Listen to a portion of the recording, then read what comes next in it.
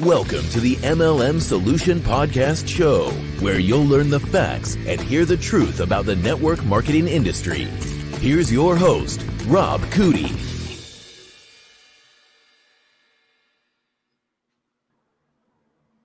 Hello, Miss Marie. How are you doing today? Good morning, Rob. I am doing fantastic. How are you on this fine Friday morning? It is Friday. I'm excited about Fridays. Even though I'm quote unquote retired, I still get excited about the weekends. And Fridays are no different. And it's like the gateway or the segue to a wonderful 2 days of relaxation, if you will. I think Fridays are just so ingrained in us. But I have to tell you, my favorite day of the week is actually Monday. Can you believe that? No, I cannot. Yeah, always Especially with the gremlins that we've had the past 2 weeks on the show. I can't imagine that. You're inviting chaos. No. That makes it exciting. That makes it a different kind of day. Okay. Yeah. Well, I hope that everybody out there across the globe is going to have a wonderful weekend as well. I know in certain parts of the country that are watching this video, or country, the world, it's already Saturday morning, believe it or not.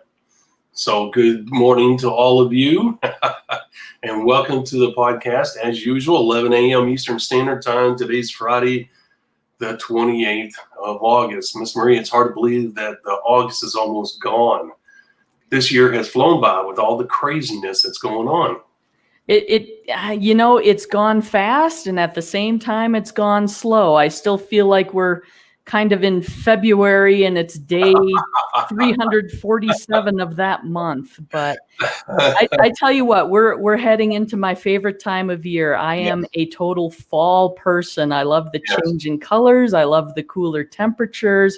I love the fact that the kids are going back to school. Everybody's getting back into more of a routine. So I am thrilled with where we are. It's coming up on my favorite time of year. Mine too. And spring is not far behind winter. I used to be a big winter person. Still am to a certain degree. But after living in Iceland and North Dakota, you have a different perspective on winter. Especially if you get older. You're like, okay. Well, those are some long winters. Oh my gosh. And intense. You talking about intense. Oh, that was crazy. I'll never forget that, obviously. So as I get older, the winter, I can take it or leave it. I love snow. I love sledding. And, all of that comes with it. But, I tell you, when January and February roll around, I am ready for spring. I'm like, get this winter over with. So I don't know how I made it. In Iceland, it was pretty much year round, as you can imagine. And there were 6 months we had 6 months of daylight, 24 hours a day. And we had 6 months of night, 24 hours a day. And that didn't bother me, but boy, that freaked a lot of people out, messed up their sleep patterns big time. I can sleep anywhere, anytime, so it didn't bother me. But I remember getting off work about 2 or 3 in the morning, and it's daylight, and you're walking home. And if you don't have a watch, you'd be like, okay. I mean, your body tells you that it's nighttime, but obviously it plays with your mind when you're looking around and you see daylight and you see other people out and about. And you're just like, okay, if this is supposed to be 3 a.m., why is everybody out? It's because a lot of people can't sleep. And so they get up and walk around to try to get tired to go to bed. Yeah, I've always wondered how I would react to that. Like living in Alaska, they have a little bit similar, right? That constant night or that constant day. Being a night owl myself, I'm thinking the constant night would be pretty fantastic. But there's there's what you think's going to happen, and then there's the reality when you're in the midst of it, right? Really don't know. It is that whole experience. It was just bizarre. I mean, I have one story after another that just blows you away. It was almost like you were living in a excuse me. It was almost like you were living in a fantasy land. I need to get my microphone over here because everything about it was so opposite of what you grew up with, and everything about it was almost surreal. And there was times I had to remind myself that, hey, I'm in Iceland. Not that I forgot with the temperatures and the snow and all that and the wind, but just that it wasn't a dream, Yeah, that must have been a heck of an experience. It was in so many positive ways. You'd think I'd have nothing but negative to say about it, but it was, it teaches you a lot about how the other parts of the world live. You don't really grasp, but living in America and having the same schedule day after day. And you got to realize not only is your daily activity turned upside down because of the environment and everything, but guess what? Your internal clock and everything you believed in, everything you grew up with is totally turned upside down. Your internal clock is messed up. Your eating habits, your sleeping habits, everything's turned upside down. There was a lot of people, I'll be honest with you, that we had to send back to Travis Air Force Base in California from Iceland because they had a major psych ward there. And there was a lot of people that couldn't handle, because we had a real world mission on top of that, which was stressful. And then you're isolated because a lot of people, believe it, I mean, think about it. A lot of people that came from Florida to California never seen snow. There's a shock to the system right there. Big shock to the system, yeah. And they really didn't know what to make of it. It freaked them out, and the unbelievable cold. And think about it, your whole dress code changes because in order to survive, you had to dress like an Eskimo almost every day. That's no joke. So your senses are being bombarded constantly with things that you have never experienced before. Your mind's playing tricks on you. The sleep pattern is upside down. Your eating habits are different, as you can tell. And you know what I did, Miss Marie? I went to school and I worked 2 jobs while I was up there and went to the gym all the time. That's how I dealt with it. Because if I sat still, I won't say that because I'm very strong mentally, but I'm saying it would definitely play games with you. So my way of coping with it was to continue to pursue my degree, stay in shape, because you can lay around up there and put weight on in no time. In the military, don't put up with that crap, as you can imagine. Additionally, I sent all my money to my family back in the States. They didn't go with me. It was what they call a remote assignment. And so, I had to make money for myself. And so I had a second job. And guess what I did? I mean, there's no way for you to know. I worked at casinos. Casinos in Iceland? Yeah. Okay. Yeah. We had casinos just like Vegas up there. You a blackjack dealer or what? I was not. I worked, believe it or not, which was crazy. I worked I was the pit boss. Oh. I had thousands upon thousands of dollars that I had to take to and fro.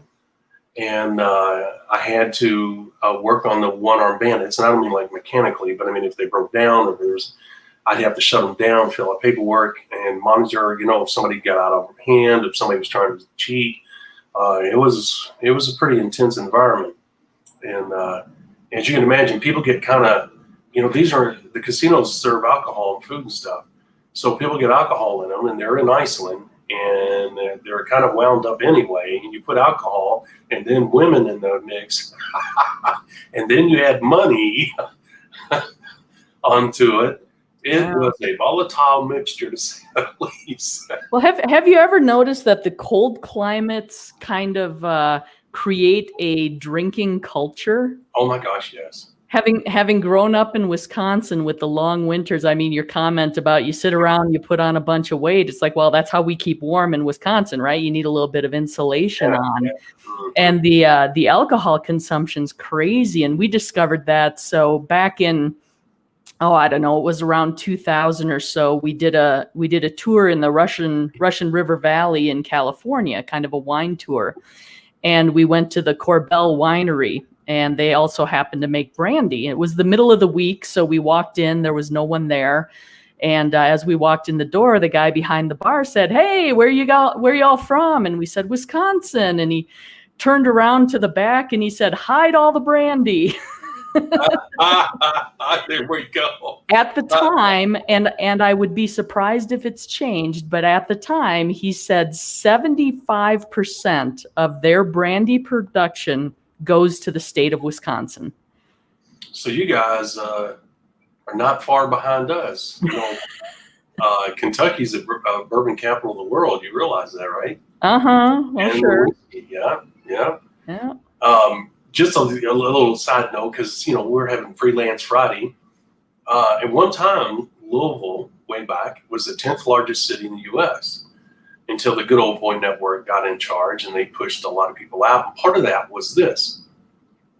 Most people don't know that not only is Louisville and Bardstown and surrounding areas the birthplace of bourbon and whiskey, believe it or not. And do you know where the name bourbon came from? I do not. From Bourbon County, Kentucky. Because bourbon was originated in Bourbon County, Kentucky, down in the Appalachians, because of the purity of the water, and because we have limestone near the surface here. That's how we get the bluegrass, believe it or not. And the limestone not only adds a certain flavor, but it also is a great purifier. And the water tasted different. And so when they grew the corn and the wheat and the oats and all that and the grains that they use, it also had different flavors because of the limestone. And so when they created that, obviously it tasted very good to people and the word got out. And they found as they expanded from Bourbon County, Kentucky into Louisville, which became the epicenter of bourbon, and still is. Now, I don't know if you know, but 95% of the world's bourbon comes from here. Did not know that. Yep. And we have distilleries everywhere. They have a distillery. We have people from all over the world that come here. It's an amazing thing. Of course, tourism's hurting now because of all the craziness. But anyway, the point is that what happened was that they found out there were other streams in Louisville that had the same qualities as the streams in Bourbon County, Kentucky.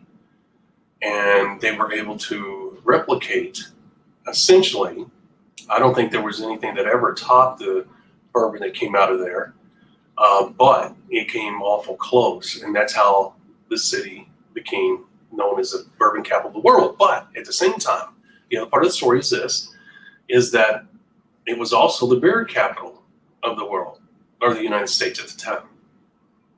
But the bourbon people pushed the beer people out, and some went to Cincinnati, most of them went to Milwaukee. Did you know that? Yeah, being from Milwaukee, I know about the beer. But did you know it started here? That I did not know. I always assumed it was mostly the German immigrants that landed in the certainly had something to do with it. We have a large German, absolutely. And we had a large German, there's a place here called, which I think a lot of states have, or cities, Germantown. And it's still there today. And it was huge. A lot of Germans were here. And that's exactly, but there was a big war between the bourbon people, who were politically connected and very powerful, and the beer people. And the beer people were looked down upon as, renegades, and how dare you, you're rednecks, you're not in the same social category as us bourbon people. And see, the coal people, the tobacco people, tobacco was huge here too, and second to North Carolina, I think.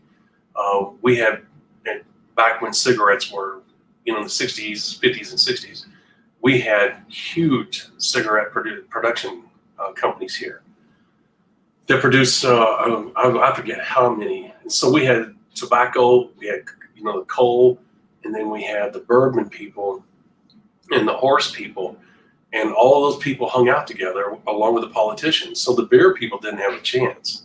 You see what I'm saying? Mm-hmm. And so the beer people finally said, you know what, it's time for us to go. Stroh's, PBR, Falls City, Sterling.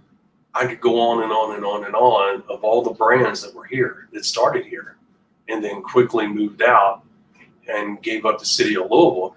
And they loved it because at that time they had the river and the railroad. And so there was, I don't know if you know that, we're almost geometric geographically, excuse me, in the center of the U.S. That's the reason why UPS is here. Their headquarters are here. Their administrative headquarters in Atlanta, but all their facilities are here, and it's huge. And it's because we're within 6 hours. I don't know if you know this. We're within 6 hours of 75% of the population of the United States. Didn't know that either. Mm-hmm. And one time we had the largest. When the World's Fair would, you remember when it was popular and they built these big, huge buildings, and people could go in these buildings, and it had everything. It had the latest inventions. It had animals. I mean, you literally went into the building. It was almost built in a square, and the people would walk around. But it was almost like the Pentagon. As the square went in towards itself, it had different, but smaller sections that you walk through. Does that make sense? Yep. We had at one time for 11 years the epicenter of the world right here in one of those. So we had people from all across the world bringing inventions. Thomas Edison lived here for a long time. We have the Thomas Edison house. So I could go on and on and on. You get it. But a lot of people don't know that about Louisville. And the Good Old Boy Network got in and put a stranglehold on it. They would not allow competitors to come in. And that's the reason why the city was bypassed by Atlanta and Memphis and other cities, is because of the Good Old Boy Network. So there's a little small history real quick for all you people across the world. I know it's not about the business, but hey, it's Freelance Friday. That's what we do, right? That's right. I don't know that we even had an agenda set for today, did we? Well, I don't think we did. I know that I did not have time last night. For all of you, Miss Marie and I are having one of those Fridays. This is Fly by the Pants Friday instead of Freelance Friday. As I was telling her before the show, because we always get on a few minutes early to make sure that everything's working, and also to go over anything that we need to. And sometimes our meetings are like 30 seconds long, and sometimes they're a couple of minutes. And I was telling her that my dachshund, Oliver, really had a rough night. He was so miserable, and he was panting. When dogs get stressed out, they pant. And like they've been running a mile, and I was up and down with him. I took him for like 4 walks around the block trying to help him out. I was holding him, cuddling him. He wouldn't allow. He'd stay for a few seconds and get up. He was miserable, and he made me miserable, and I didn't sleep. Except I went to bed at 4:30 and got up at 7. So there again, that's irrelevant. But the point is, the poor guy was suffering, and it broke my heart. It's just like a child when they can't speak for themselves. You're like, what's wrong? What do I do?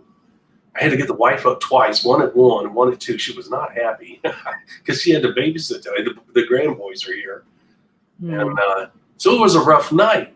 And I didn't have time to plan for anything like Miss Marie did. Well, maybe Oliver needed some of that Kentucky bourbon, calm him down, help him sleep. Kentucky bourbon. I have some Woodford Reserve that I haven't opened yet. I've been, as you know, Miss Marie, I've been really aggressively hitting weight loss, and so we have no alcohol outside of that Woodford Reserve that we have not opened yet. And that's really kind of for special occasions. And because, alcohol is fattening, as you know. Mm-hmm. And, I like my margaritas, and I certainly don't drink every day, but those extra calories, even if I have a drink every 3 days or whatever, guess what? That's extra calories. And, I like ice cream. Well, I don't have any ice cream in the house. And I like cookies. I don't have any of that. Because all that adds up before you know it. Well, it helps when you keep all that stuff out of the house, right? There it is. That's what just remove the temptation. And the only thing that's here is water and healthy stuff. And so, but it's necessary, and I'm tickled to do it. And I don't sit down and think or crave ice cream or alcohol or anything. Like you said, it's just something that needs to be done. So I wasn't able to crack open that bourbon. If I did, the wife would kick my butt. That's our special guest. I have a special guest over bourbon. Wilford Reserve is one of the better ones, and so she'd kick my butt if I was open that up. You'd have to come up with a special occasion. Yeah. Well, I'll have I don't know, do you drink coffee? I do not drink coffee. All right. I drink coffee. I'm not a coffee nut, but I'll have a cup or maybe sometimes two during the day. Typically I'll have a hot one in the morning because the wife and I sit on the front porch to start our day, spend time with each other, talk about our day, blah, blah, blah. And we enjoy doing that, obviously. But anyway, then I'll have iced coffee. That'll be my second cup. And I really enjoy that. But the point is that I try not to drink because, that's got creamer, and I like my creamer in it, and that's extra calories. So I've cut out as much as I possibly can in my life, and all those extra calories add up. Well, you need to transition to black coffee because that's healthier for you, sort of. Oh, there is no way. I am man enough. No, the wife does. She's got bigger balls than I do. I don't do that. Well, it's the funniest thing. I love the smell of coffee. I love hanging out in coffee shops, but I have never been able to acquire the taste. I mean, if anything has like the slight coffee flavor to it, like tiramisu, the dessert, has that slight coffee flavor to it. I'm not saying I won't eat it because it is a delicious dessert, but that coffee flavor, no. Well, I totally can see that. I can see where coffee is either something you like or you don't, period. So I totally get that. But, I didn't drink coffee until I couldn't stand the smell of it. So it's funny that you say that. My parents grew up, of course, drinking coffee. And I didn't touch coffee until I was 33.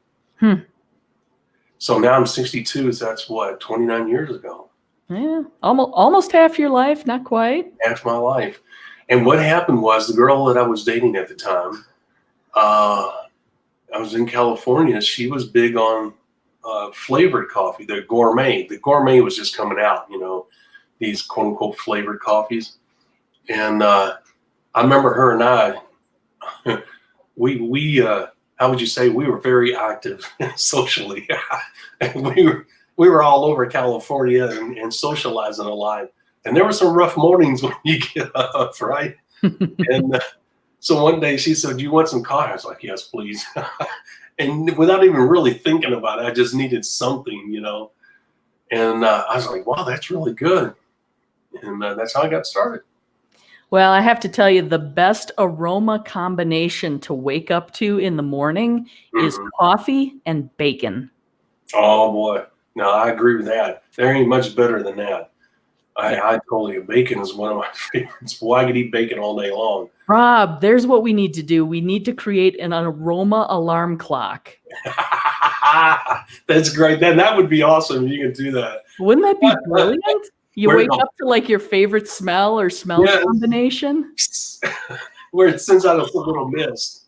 That's a great idea. Well, it's better than the wah, wah, wah that most alarm clocks do.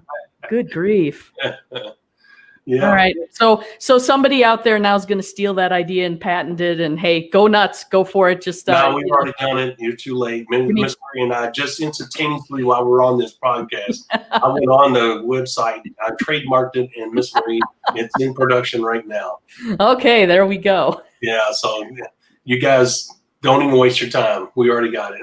Well, there we go, Rob. That's another income stream, right? There we go. That's right. Just to bring some actual network marketing value, let me use that as a segue into that's one of the big values of being involved in network marketing is to use it as a money-making machine, not necessarily an ends in itself, but to generate extra income for you to help pay off debt, create that retirement fund, create a real estate investment fund, create capital, cash, assets to help you build your financial future, not only for yourself, but as a legacy for your children.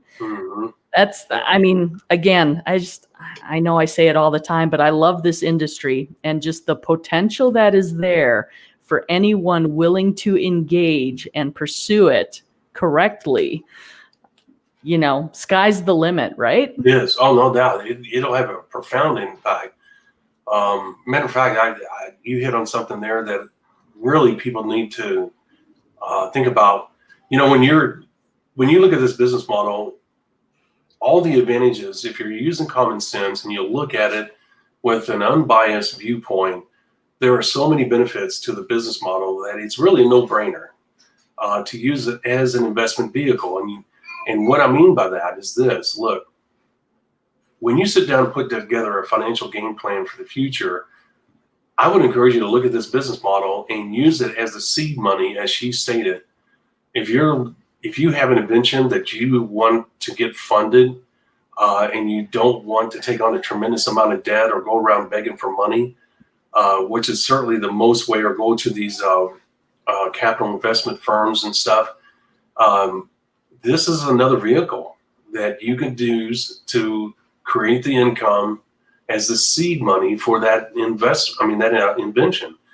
If you want to invest in real estate, if you want to invest in the stock market, which, I would say mutual funds or commodities or whatever, without affecting your current lifestyle and your income, well, this would be, once again, a wonderful business model to tap into, especially considering that you can do it on a part-time basis and leverage yourself and develop an income that allows you a little play time, a little play money that otherwise you wouldn't have. Additionally, paying for the kids' education. There's been many people that done it. And the things we're bringing up are things that people have done. This is not, the things we're sharing with you is not something that is new. It's not like we're bringing out revelatory information here. This has been done many, many times, which should give you excitement and really increase your confidence that you can use this business model for that. And on top of that, Ms. Marie, did you know that there have been companies that have used coffee? Yes, actually. I can think of at least one. The name of it escapes me now, but I had somebody approach me with one a few months ago, and I'm like, oh, it's still around. Okay. I can't do coffee. That was my excuse. Yes. Well, that's a great thing, because think about it. Did you know it's the #1 beverage in the world? That would not surprise me. Yep. It's the most consumed beverage in the world. So I totally see where it's a natural for the business model, wouldn't you? Something that's consumed like that? But yeah, but I would make the argument that, I go to the grocery store and I pick up coffee. Joe's a big coffee drinker, so I get exposed, and he has refined taste, let's put it that way, when it comes to coffee. So I get exposed to a lot of things, but I go to the grocery store and there are so many flavors and varieties and yes. ground and unground and everything else that I looked at it, quite honestly, my knee jerk on it was, it's coffee. Mm-hmm. Sorry. No, and you know what? That's exactly, you knew right away, and you listened to yourself, and that's awesome. That's a great teaching tool right there. Guys, you just witnessed her gut reaction was no. Even though it's the most consumed beverage in the world, that didn't matter to her.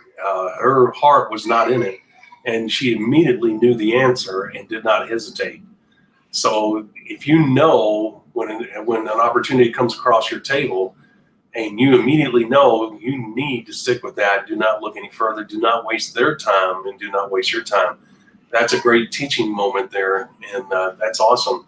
Well, and also you think about it from the aspect of, when you're involved in a network marketing company, you want to be a product of the product, to create that value or volume, to lead by example and all that. If I were part of a company that was solely focused on coffee and someone were to ask me, is it good? My answer would be no. Yeah, that would be a hard answer. Do you drink it? I'm like, No. You're not a product of the product, are you? I don't like it. I mean, it would be difficult for me to Yes. do that kind of business with integrity, right? Yeah. So, I don't drink it, but my husband does. right. My husband loves it. I'm allergic. There you go. They'd be like, right, Marie. No, really, he likes it. Your husband would have to be your testimonial to everybody. No. Living testimonial, walking testimonial. Here he is, ladies and gentlemen, my husband. Hey, Joey, he likes it. Yeah, Kind of exactly. like the old Mikey in the Life commercial. That's right. Well, it's funny you say that because think about it. I mean, on the surface, it sounds like a great idea, guys. But think about it. So it meets a lot of the things that we talked about in regards to what not to do, and that is if the company is nothing but coffee, what is it? It's a one product company. I don't care how many variations of coffee they have. They're one product. They have a one product line, coffee. Okay, and it might be the most consumed beverage in the world, but it's still just coffee. And imagine how many bags of coffee or how many pounds, however they divide it up, you would have to buy on a monthly basis to do 100 PV. Okay, I'm gonna tell you, her husband can't drink that much coffee. He'd be like, "You got another box this month?" Well, yeah, we'd get $100 worth every month. I can't drink that much. What are you doing? We'd end up with a closet full of coffee at some That's what I'm point. saying. You'd have to give it away. Here are Christmas presents. That's what we'll do. Store it up the whole year to give it away, and your own family say, "Oh, how nice! 30 bags of coffee for Christmas." And the point is, guys, is that this is a prime example. Another on-the-spot teaching moment. One product company. What did we tell you about them? Don't do it. Additionally, how are you going to be able to create 100 PV per month, the threshold of profitability with a one product company? Well, you're seeing it live right here. Her husband loves coffee, but she knows he can't drink $100 worth of coffee each and every month. Miss Marie, do you realize how many bags that'd be? Because coffee is anywhere from $7 to $10 a bag. That would be unreal. You're talking anywhere from 10 to 15 bags of coffee. The man would be highly caffeinated. And really upset at you. You feel like you're trying to kill me. What are you wanting? The insurance money? I mean, he would walk around like this all the time. Yep. Relax. Have a cup of coffee. Exactly. Oh my gosh, she'd have the DTs trying to get off that caffeine. Oh yeah. Nope. Sorry, not going there. See, guys, there's a real life example of exactly what we were talking about in that episode. The one product company came across her desk. She's like, not only do I not like coffee, but no, I am not buying $100 worth of coffee each and every month. There's no way that's going to work.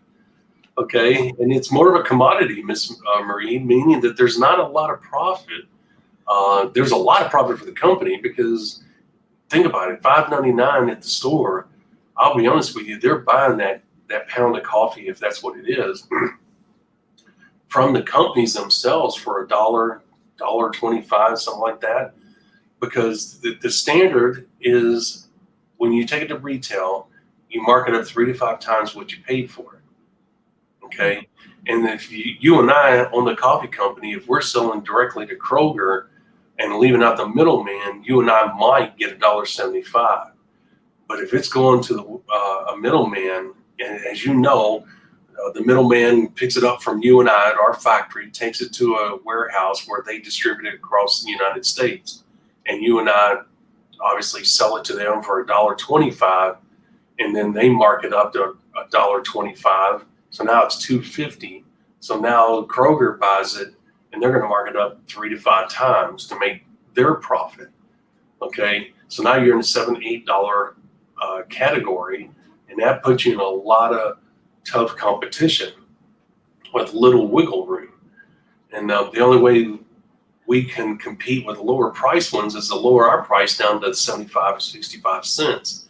which means that you and I would have to cut costs, either manpower or find ways to, in the manufacturing process, to reduce our costs, which is hard to do. You're squeezing out. That's the reason why companies over the years, guys, went to other countries. That's the reason why companies got rid of people's, remember, Miss Marie, you and I grew up when they matched your 401k, and they had retirement programs. They offered them. They got rid of those. They left it on the individual to do it themselves. Remember, Miss Marie, they started taking away people's insurance. Pension plans. Yeah, and insurance. Yeah. Some companies quit offering insurance. What that meant was that Miss Marie had to go out and contact insurance companies on her own to find out how she could get insurance and what was available and what the features were, because the company was no longer doing it. Okay, so it used to be, Miss Marie, when you and I went into the workforce, here's what we had. You had stability. In other words, you could be with a company for 20, 30 years. You had a matching 401k or retirement plan of some type where they would match you up to a certain point. I participated in those years ago. Mm-hmm. And you had usually good to really good insurance. And you had wonderful vacation. Remember that? I remember they had paid vacations. I don't know if you ever experienced that. Yep. You got 2 to 3 weeks of vacation, folks, and it was paid like you were still at work. So, and that's how, it was almost like a golden parachute, wasn't it? Yeah, it was a free 2 weeks, and that's one of those where it was just like, oh, I'm getting paid for 2 weeks of vacation, so I can go earn money in another aspect while I've got that time available to me. So yeah, double down on that time, man. Yeah, exactly. And because the cost of things kept going up, and because companies from other countries were undercutting, just like this coffee example, Miss Marie and I, if we own a coffee company, had to figure out ways to cut costs in order to stay competitive or go out of business. Okay, and that's a tough thing. I can see the enticement of going to Mexico, and if we wanted to stay in business and do production there. I mean, I don't necessarily blame those companies. Obviously, it breaks my heart as an American, but at the same time, I understood the economics of it. And there again, guys, that's where the beauty of the network marketing business model comes into play.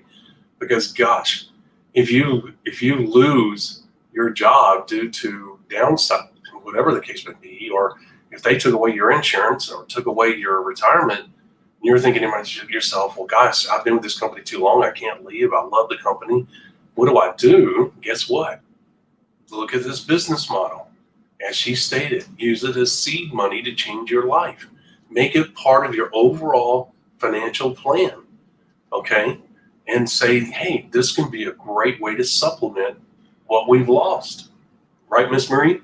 Oh, absolutely. And another thing I want to highlight too, we're talking about the network marketing opportunity as a resource to create capital for other investments, your passion products, whatever, or passion projects, whatever it happens to be. Wow, I'm tripping over my tongue all over the place today. It almost feels like it's my favorite day of the week. On here.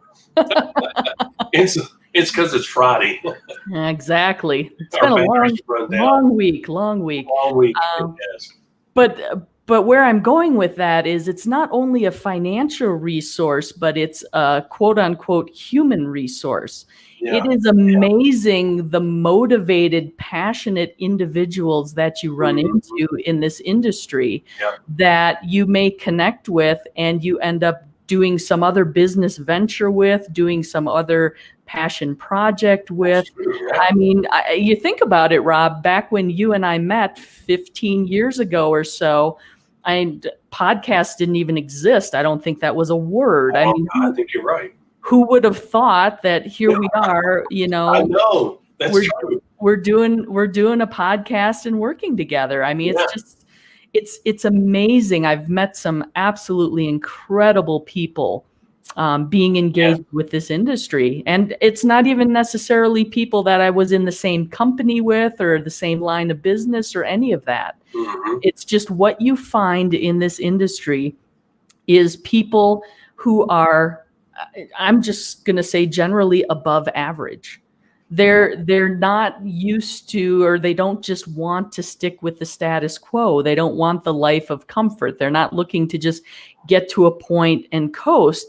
They're looking to grow. They're looking to do more. They're looking to serve. They're looking to, be exceptional, leave a legacy.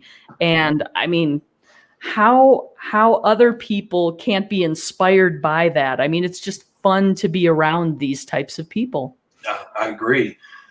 And that's a very good point. And we keep reiterating those points because they're such positive points. In a world that seems to have been turned upside down, to work with like-minded people that are positive, outgoing, willing to work, to go towards their goals, whatever. That is something that you don't run into a lot in today's world. And when you do, it kind of throws you for a loop a little bit.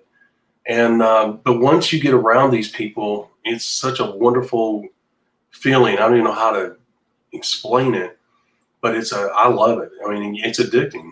Well, I was going to say it's a little bit of a high, right? And I mean, you just use the word addicting because it's exciting. I love being around people like that, where you can have general conversations like we're having now about a subject matter that everybody understands and has a passion for and understands the potential of it. That is something that you're like, okay, this is really cool, and you're right. All the ideas that you come up with, the people that you meet, excuse me, that you do business with in the future, I've certainly done that.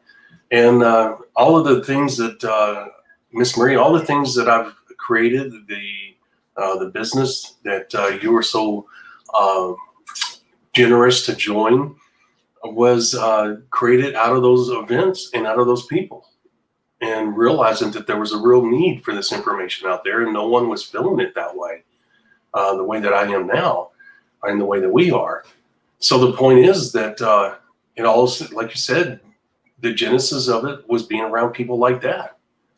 And I kept hearing over and over and over that there wasn't a complete system out there that was based on the fundamental principles so that people knew exactly what to do instead of depending on people they didn't know to teach them.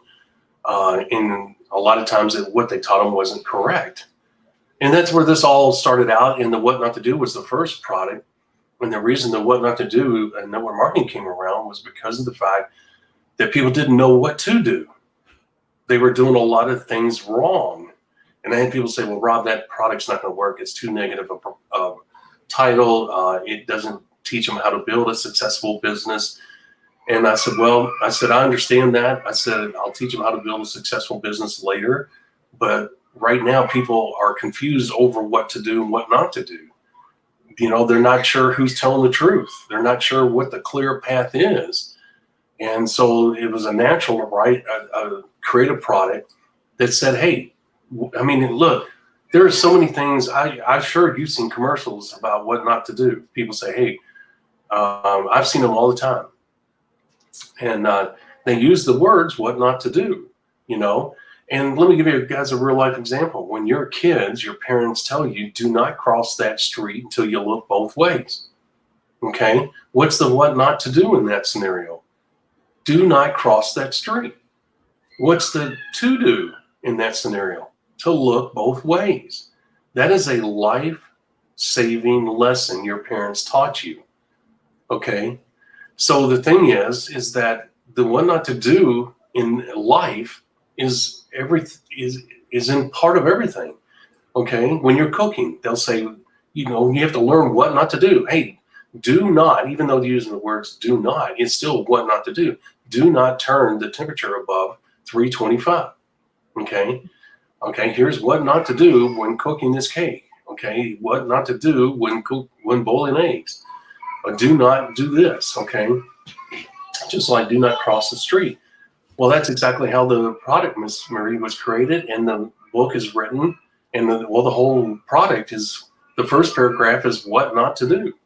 And then the following paragraph right underneath of it is what to do. So you have those two paragraphs will apply to one subject of network marketing. And what does that information do? It helps you become a focused business building machine because you realize what not to do, but at the same time, you're learning what to do as well. And it's the yin and yang, right? That's all the product is. The what not to do is the yin and yang, okay? The good and the bad. Well, and it's condensing your education, right? It's learning from others' mistakes because my goodness, Rob, how did you learn what you learned to write what not to do in network marketing? Well, I'm going into that.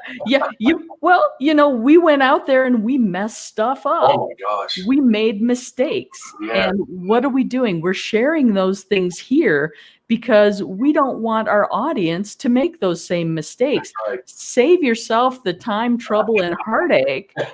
Hear what we've done wrong, incorrectly, inefficiently, and go do the opposite. Right. Exactly. And we'll highlight those products down the road, Miss Marie, so that people can get a full grasp of what that's about, because, this is not a promotional show per se. This is informational show, and then soon we're going to take it into a different level, like a talk show.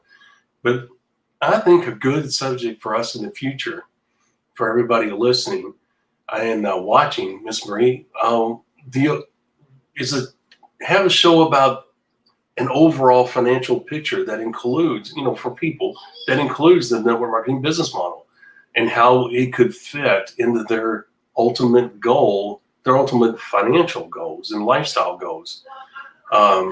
Especially with the reshaping of American business today, Miss Marie, I'm not sure if American business is ever going to be the same. I was reading an article this morning that was talking about the airline industry and the hotel industry. They're not sure how many people are going to travel, not because of the virus per se, but what people are learning is that they're making life changes.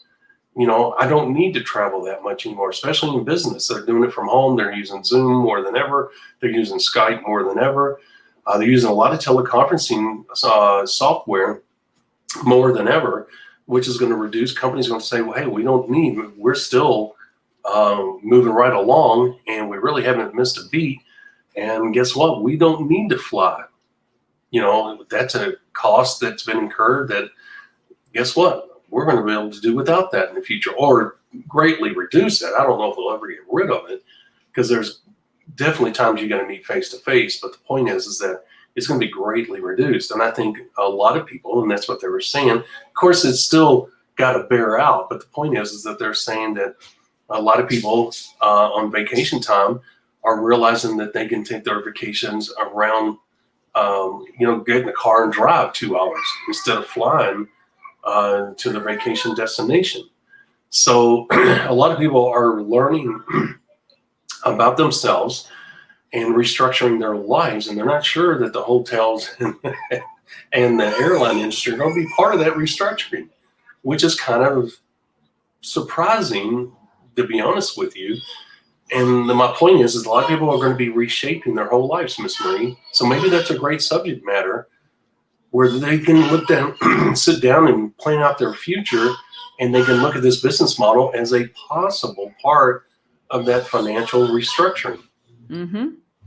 Well, for sure. And there's an aspect to the network marketing business too that many people forget about, and it kind of fits into the lifestyle category. And that's the aspect of the travel, because oftentimes as you attain different pin levels, different ranks in organizations, they give you trips, the company conventions and the regionals that may be going on, you're traveling.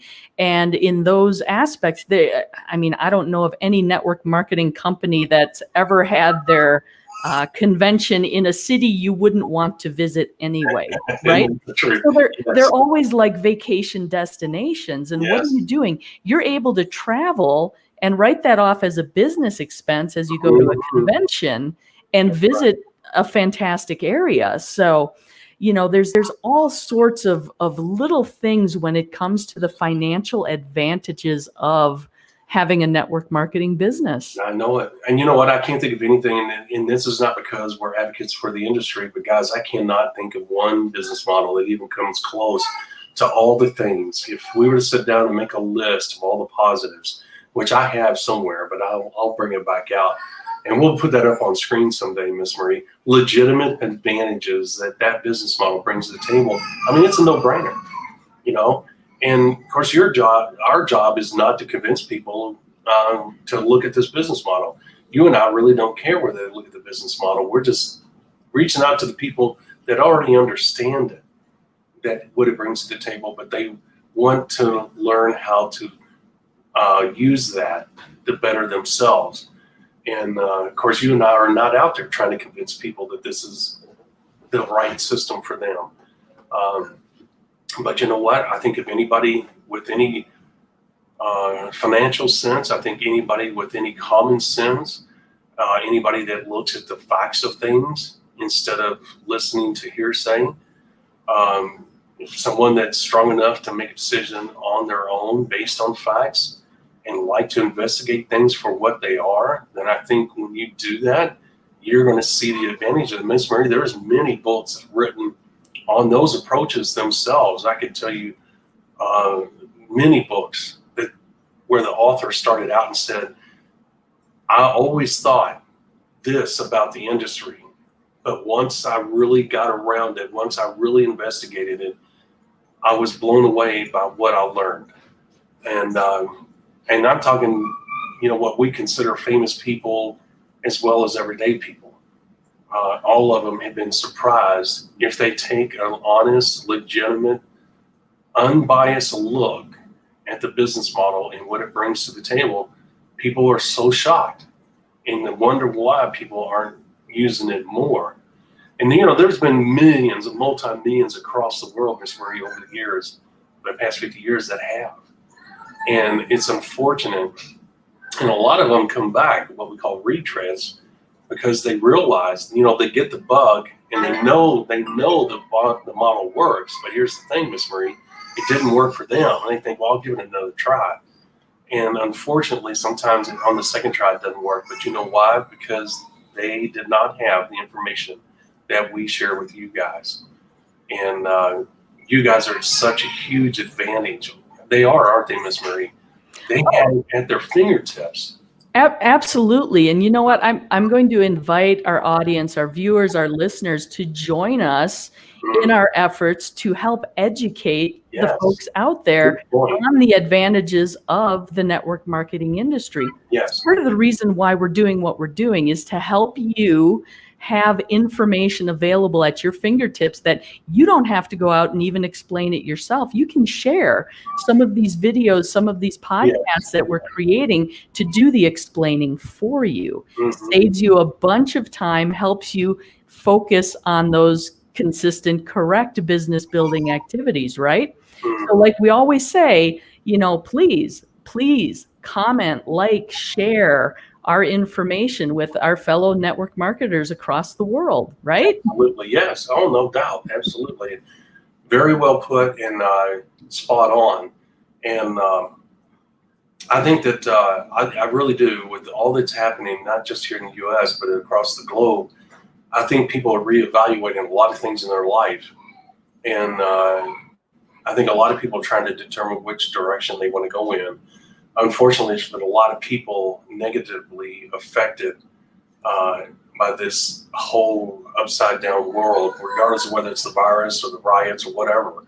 And that's where, because even the travel industry, like I said, people that make their living flying planes, people that make their living working in the hotel industry, and all of the surrounding peripheral businesses that depend on the tourism and depend on the airline passengers, all of those have been affected. You know, the ripple effect in every aspect of our economy has been affected and will continue to be affected. The thing about entrepreneurs and Americans in general, and I'm not leaving out countries like Mexico, Canada, Europe, and Australia, and other places across the globe, we only skim over those only because our lack of knowledge about your economic system and the entrepreneurship in those countries. But we speak from what we know, And a lot of the countries we mentioned share a lot of similarities with our economic system. But the point is that all of those are being shaken about, and everybody is sitting back. And the thing about entrepreneurs, they will not stop. They'll find another way, a better way. They'll readjust, and they'll go after their dreams again. They may go in a completely different direction, or they may fine tune what they had before. Whatever the case may be, the point is, Miss Marie, they're not going to stop. And there's a lot of opportunity out there to build. We've touched on it. We've done some episodes this week on now is the time, because people are sitting back like that Richard Call story and saying, what do I do now? What direction do I go in? What is it I want to do? And you don't know if this business model is for them or not. Okay. And the last thing you want to do, Miss Marie, in this environment where people are sensitive, they're hypersensitive, and rightfully so for many reasons. But the thing is, guys, you don't want to come across in the traditional network marketing recruiting mode. Hey, are you keeping your options open? Hey, I've got a great opportunity. Hey, you want to make money in your spare time? Guys, those are old cliches that are immediately attached to the network marketing business model. And people, whether they've been around this industry or not, immediately their hair on the back of their neck stands up. They become defensive. In other words, not necessarily mean, but their defenses go up. They put a wall up right away because they know that there's something about what you said and the way you're acting that you want something from them. Regardless of what you're saying, they know it, right, Miss Marie? You've been there. You've used the taglines that have been regurgitated thousands, millions of times over the last 60 years, right? Yep, for sure. People know what they'll go, is this network marketing? And you're like, you're thinking to yourself, how did they figure that out? Duh. you use certain keywords that immediately raise their defenses, right? Yep. That is true. Keywords. It's keywords, right? Because it's not the whole sentence it's the keywords that caught their attention and made their ears perk up. Guys, that's the reason I used and developed the music to the ears message. Okay?